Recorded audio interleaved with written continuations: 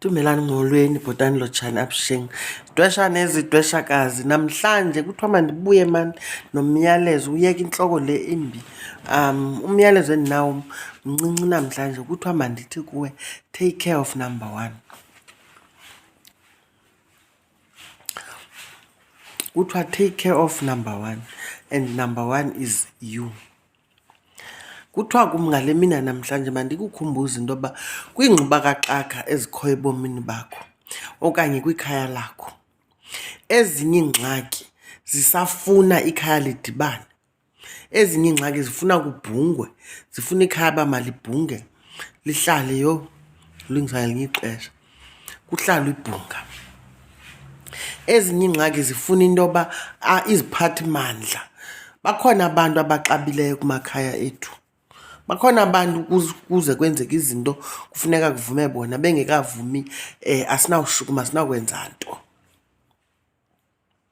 Ezinye iingxaki ke zamakhaya, ewe, in as much as zisichaphazela nathi, zingumqobo ezindleleni zethu, kodwa ngale mina namhlanje kuthiwa mandithi kwawuthi uze kulunge kuwe uthi take care of yourself first.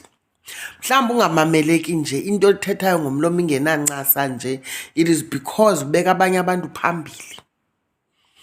Uyayiva ke ngoku wena ucinga into yokuba kwawuthi uze kulunge kuwe uvane nabantakwenu. Mhlawumbi ukuvana kwabantu nabantakwenu kuxhomekeke kwalapha kuwe. Uyayiva, mhlawumbi unomgqwaliso obangela into yoba ningavani. Umgqwaliso noba ubufakelwe nakakade ngukheyi wakho, xa ukuhlupha, it affects all areas of your life. Uyayiva, ii-relationships zakho nabantu ozalwa nabo zizawuba sengxakini. Ii-relationships zakho nabantu ophangela nabo zizawuba sengxakini. Ii-relationships zakho neetshomi zakho zizawuba sengxakini. Ngoku into iqale ngomntu obukade umthanda, waze kwangenelela umntu wesithathu kwi-relationship yenu, wabona into yoba makafake isichitho. Uyayiva, watsho wanomgqwaliso ke wena ke ngolo hlobo, washiywa nakakade nayiloo ntombazane. Ekuphethe yona ngoku mhlawumbi ide yatshatwa, washiyeka ngemva wena. Uyeva, ithi njengoba ukhala, khala usula iinyembezi, kodwa kuthiwani uba yiambulance, khala usiya ubheka phambili. Yenza into ngobomi bakho obu bumoshwe ngomnye umntu. Akakho omnye umntu oza kulungisela ngaphandle kwakho. Take care of number one. Number one is you. Uyayiva, ikhaya lakho kuthiwe niba ngabheka ngapha kuthiwe libulewe ngomhlaba wamangcwaba, kuthiwe nishaya ngesiphephetho, eli khaya kufuneka livaliwe, ze kuthiwe kwakume umzi apha, kuthiwe nibulawa ngamanzi amnyama.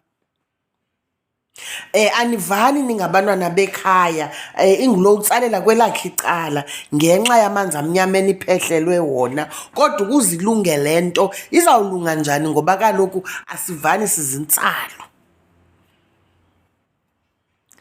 Kuthiwa ngeli xesha ke kusenjalo khawukhabe ulungise isiqu esi sakho, uzawubuya ngalo ikhaya lakho. Ngoba kwawulunga kuwe, mhlawumbi bangakumamela abanye, nawe into oyithethayo itsho ibe nomdla, ibe nencasa, ube nomtsalane kwakhona kubantwana bakokwenu.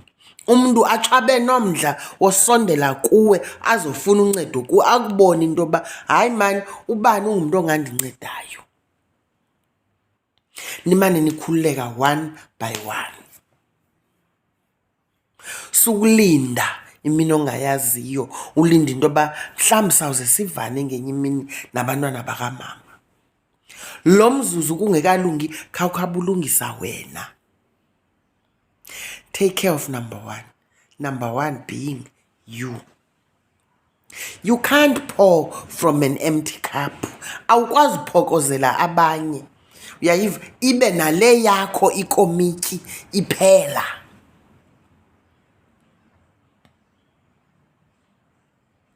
You cannot pour from an empty cup. You can't heal when you yourself are not healed. Uyawuthi uzuphilisa abanye, qala ulungise wena.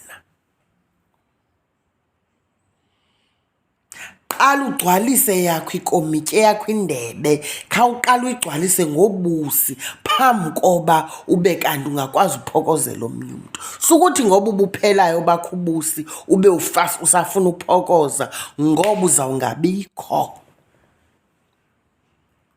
Bawungabikho uzawuthwani xa kuphele kwale ngcuntwana ubunayo. Ithi loo nto le ndizama ukuthi ubana ngaba wena uzinakekeli, mhlawumbi ungabikho ngomso. Mhlawumbi bakuswela ithi kanti oyena mntu ebenamandla ibikwa nguwe, ubungathi wawuphakama wena ukwazi uphakamisa nabo.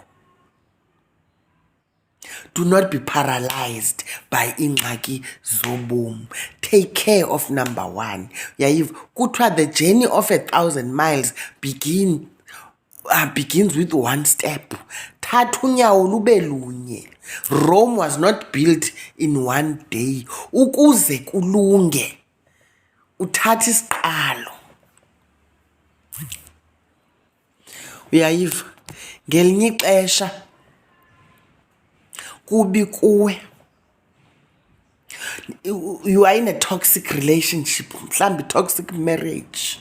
Uyayiva ke ngoku isiqalo sakho mhlawumbi kukuphuma uyothini, uyothengela tyotyombe lithengiswa kusibanibani ukuze ufumane i-peace of mind, utsho ukwazi ukucinga.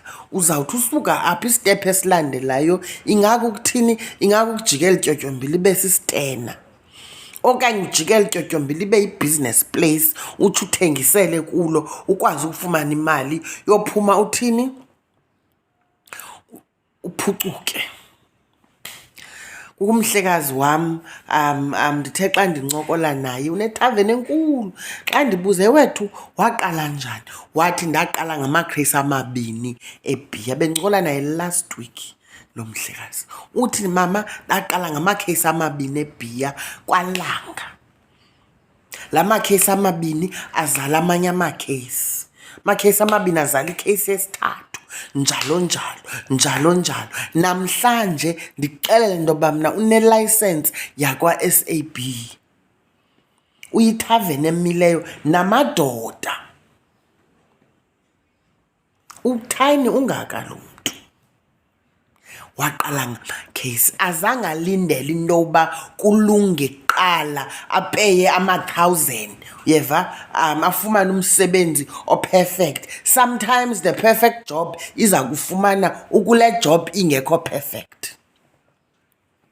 The journey of 1,000 miles begins with one step. Take care of yourself, because akakho mntu uyalezwe emntwini.